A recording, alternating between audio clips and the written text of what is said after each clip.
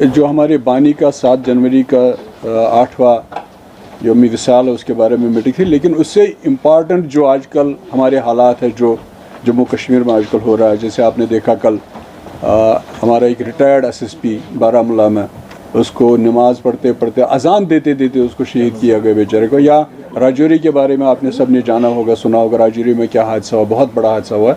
इन दोनों की जितनी मजम्मत भी की जाए बहुत कम है। इसी सिलसिले में आज हमारी प्रेसिडेंट जाना चाहती थी सुरनकोट, तो उसको हाउस अरेस्ट किया गया, उसको जाने नहीं दिया। मुझे नहीं लगता है ये कौन सी किताब है जिस किताब में ये लिखा है कि आप किसी की मूवमेंट को रेस्ट्रिक्ट करेंगे।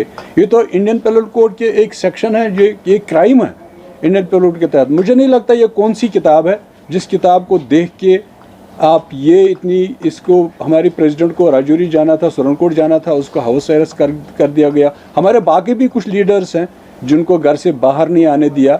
ये हालात है आजकल जम्मू कश्मीर में, हमारे जम्मू कश्मीर में जो हालात चल रहे हैं। उसी के सिलसिले में हमारी ये डिमांड थी कि एक तो जो वहाँ सिविलियन मर गए बेचारे, टॉर्चर से जो मर गए, उनके लिए 50-50 लाख रुपए का मुआवजा दिया जाए और हर घर में एक एक नौकरी दी जाए। और उससे बड़ी बात जो है, तो सरकार से ये पूछना चाहिए कि ये जो सरकार बोलती है कि सामान्य है, सामान्य, कहाँ सामान्य है? बारामूला में सामान्य है, राजौरी में सामान्य है, कहाँ सामान्य है? जो आप दावा करते हैं 370 हटने के बाद 370 से जम्मू कश्मीर में जो भी मिलिटेंसी थी, चाहे हालात ख़राब थे, वो तो आप कहते थे कि ये तो 370 इसका जिम्मेवार है। अब तो 370 हटे हुए 4.5 साल हो गए, अब तो उससे ज़्यादा होने लगा है जो पहले होता था। अगर 370 ही इसमें वो वजह थी, तो फिर 304 साल हो गए, तो अब तक तो फिर हालात कुछ और होने चाहिए थे। जो आज लगता है हालात हैं वो तो नहीं होने चाहिए थे। जैसे हमारा ये एसएसपी बेचारा, हमारे राजौरी वाले, जहाँ 5 फौजी शायद उसमें मारे गए, 3 सिविलियन मारे गए और बाकी लोग जख्मी हो गए, उनसे टार्चर कितना किया गया और हमारी प्रेसिडेंट को जाने नहीं दिया। हमने आज की मीटिंग में सब ने मिलकर इसको जो उसको रोका गया घर पे, उसकी हमने मजम्मत की है कि ये नहीं होना चाहिए था। उसके साथ ही हम ये डिमांड करते हैं कि उन सब के लिए एक तो 50-50 लाख रुपए का मुआवजा और एक जॉब देनी चाहिए उनको, उन सबको जो भी हुआ। आप कुछ पूछना चाहते हैं इसके बारे में? नहीं देखा खबर। अगर वैसा देखिए, ये यूनिट मूव करना, इंक्वायरी करना, आपने देखा नहीं लास्ट टाइम जो एक वो फौजियों के बारे में एक ऑर्डर आया था, उसको भी रिवर्ट किया गया, उस ऑर्डर को भी रिवर्ट किया गया। ये तो मुझे लगता है वो फेस सेविंग के लिए करता है। या तो एक सीरियसली कोई बात हो, सीरियसली जिन्होंने भी ये किया है उनको सज़ा दी जाए और लोगों को पता चले कि सज़ा है, सज़ा लगी है, तो तभी तो कुछ बात बनती है। वैसे ऐसे रिमूव करने से उनके जो मर गए वो थोड़ी वापस आ जाएंगे, ये जो ज़ख्मी है वो बेचारे थोड़ी ठीक हो जाएंगे रिमूव करने से। जिनके घर उजड़ गए उनका तो सरकार को देखना चाहिए, एलजी साहब को देखना चाहिए, सरकार को देखना चाहिए कि उनके घरों में क्या होगा। तभी तो हमने ये डिमांड की है कि उनको वो वापस तो नहीं आएंगे, 50 लाख दे के 50 करोड़ भी आप देंगे तब भी तो वापस नहीं आएंगे, लेकिन कम से कम वो जो ब्रेड अर्नर्स थे बेचारे, उनका उसके बाद कुछ तफावत हो जाएगा घर में। चूँकि इस तरह का इंसिडेंट जो हुआ है, उससे पहले जैसे आपने खुद कहा है कि एब्रोगेशन आर्टिकल को इतना टाइम हुआ रिमूव हुए हैं, और ये दावा किया गया था कि everything is normal in Jammu Kashmir, specially in Kashmir में, तो इस तरह का बड़ा इंसिडेंट होना क्या इस बात की निशानदेही करता है कि हम ये नहीं कह सकते कि कश्मीर में मिलिटेंसी ओवर? ये थोड़ी पहला बड़ा इंसिडेंट है। आपने देखा नहीं वहाँ गडोल में एक कर्नल, एक मेजर, एक वो डीएसपी बेचारा हिमायूं, ईदगाह में मसरूर बेचारा घर में। ये थोड़ी बड़ा इंसिडेंट है।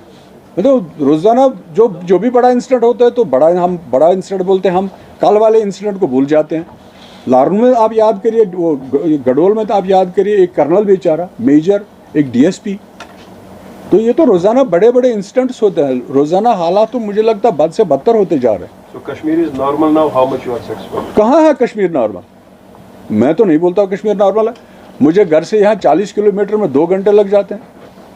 इन 40 किलोमीटर आपको 40 मिनट भी नहीं लगने चाहिए। एक आम आदमी को मुझे लगता है खन्नाबल से यहाँ तक 3 घंटे लगते हैं। नॉर्मल कहाँ? नॉर्मल तब होता है जब सड़क पे आर्मी वाला नहीं होता, जब आपको हर 10 मिनट के बाद एक आर्मी वाला, वर्दी वाला नहीं रुकाता, रुको इधर साइड में रहो। नॉर्मल तो तब होता है जब ये जो कल एसएसपी हो गया बेचारा, शहीद हो गया, ये शहीद नहीं हो जाता। नॉर्मल तो तब होता है जब राजौरी वाला इंसिडेंट नहीं होता, तभी तो नॉर्मल होगा।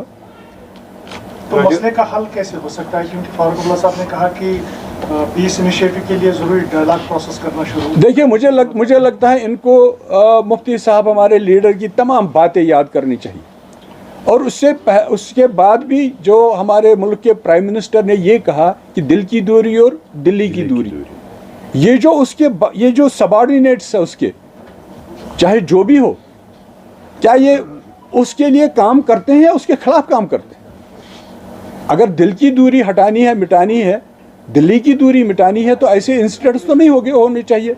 ऐसे इंसिडेंट्स तो दूरी बढ़ जाती है, दूरी कहाँ नज़दीक आ जाती है। इनको मसला सिर्फ ये है कि जो मुफ्ती साहब ने रास्ता दिखाया वही एक रास्ता है, वही दिल्ली वालों को भी, मुझे लगता है हमारे प्राइम मिनिस्टर नरेंद्र मोदी जी को भी तमाम वो बातें याद करनी चाहिए जो मुफ्ती साहब ने तब से कहा है, जब से मुझे लगता है जब से वो पॉलिटिक्स में, तब से मुफ्ती साहब की वही एक बात रही। वो ये सोचते थे, वो ये चाहते थे कि जम्मू कश्मीर के लोग पुरअमन बाइज्जत ज़िंदगी गुजारे।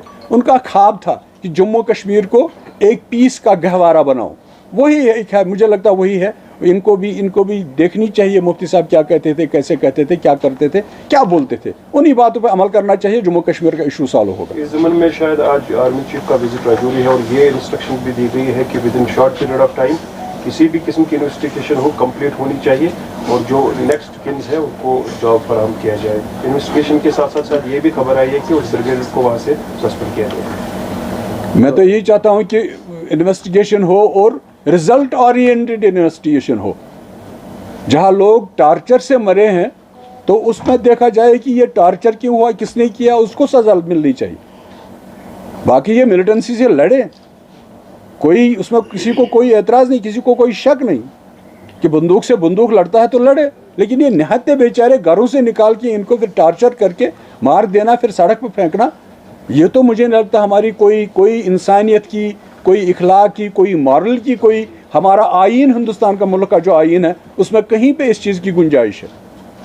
शुक्रिया। आपने कहा कि